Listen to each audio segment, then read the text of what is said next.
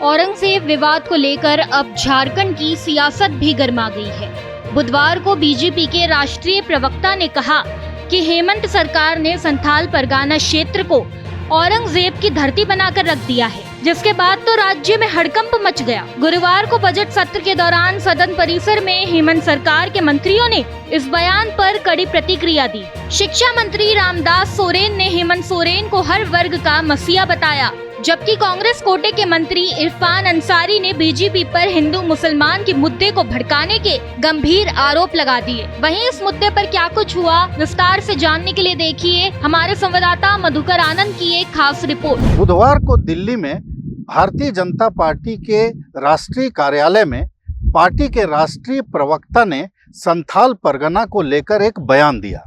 उस बयान में ये कहा गया कि हेमंत सोरेन ने संथाल परगना के इलाके को औरंगजेब की धरती बनाकर रख दिया है। इसके पीछे बांग्लादेशी घुसपैठ महत्वपूर्ण कारण है। गुरुवार को सदन में बजट सत्र झारखंड में चल रहा है और बजट सत्र के दौरान बीजेपी प्रवक्ता के उस बयान का मुद्दा छाया रहा। सदन के बाहर कई मंत्रियों ने उनके इस बयान का विरोध किया, उनके इस बयान के खिलाफ कहीं न कहीं बयान दिया।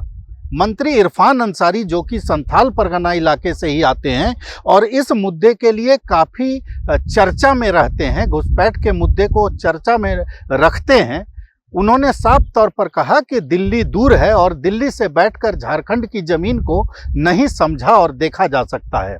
दूसरी तरफ मंत्री रामदास सोरेन ने भी हेमंत सोरेन की सरकार को लेकर तमाम तरह के कसीदे पढ़े और बीजेपी के राष्ट्रीय प्रवक्ता के बयान पर टिप्पणी करते हुए कहा कि राज्य का विकास चहुमुखी हो रहा है, यहाँ अमन और चैन की हालत है और ये ही हालत जो है वो बीजेपी को देखी नहीं जा रही है। शायद इसीलिए इस तरह से दिल्ली में बैठकर राज्य को अपने हिसाब से बदनाम करने की कोशिश की जा रही है।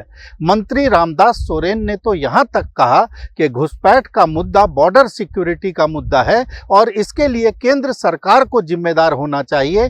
तो बीजेपी जो कि केंद्र में शासन कर रही है वही इस तरह के आरोप लगा रही है।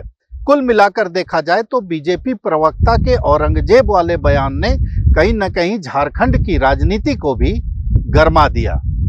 भारत एक्सप्रेस के लिए कैमरामैन धर्मेंद्र के साथ मधुकर आनंद, रांची।